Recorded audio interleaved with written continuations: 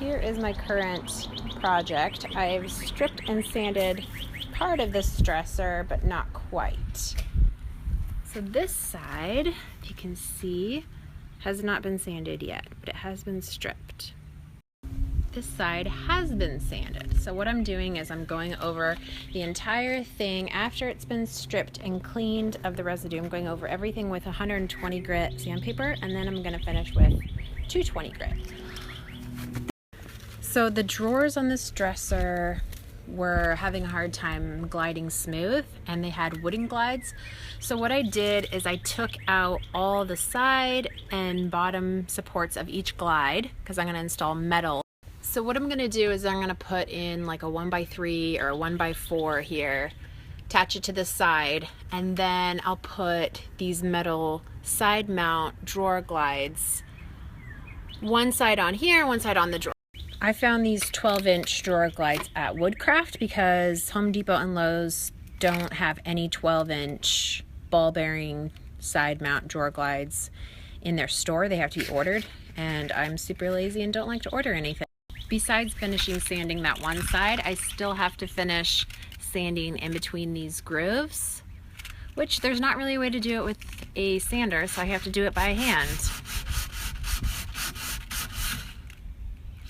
My friend Kristen from Ella Claire blog asked me what products I use to strip the finish off a piece of furniture, and this is my stripper of choice, Citrus Strip, and I apply the, sorry for the wind, the stripper with like a paintbrush, cheap one, and this dresser only took one coat and it was ready to have the finish scraped off with a scraper tool within about 5 or 10 minutes after it's sitting.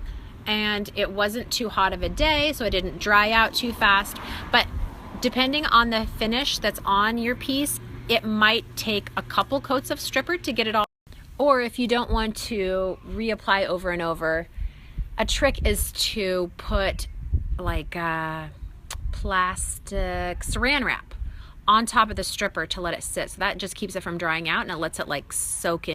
Once the finish is all scraped off, all the bigger chunks of the stripper is all off, you'll want to wipe off as much residue as you can with paper towels, and then you're going to clean it.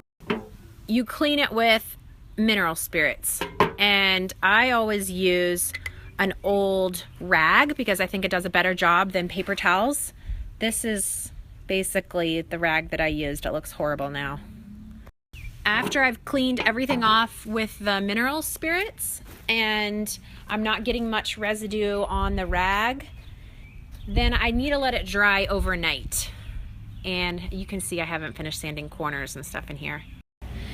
The reason why is that mineral spirits, it soaks into the wood a little bit and it'll gum up your sandpaper if you try to immediately start sanding. So you let it dry overnight. The wood needs to be completely dry, and then you can start sanding. Last couple tips. First one, do not ever leave this stripper on uncovered with plastic wrap or anything for an extended period of time. If it dries in any way, it'll be a beast to get off.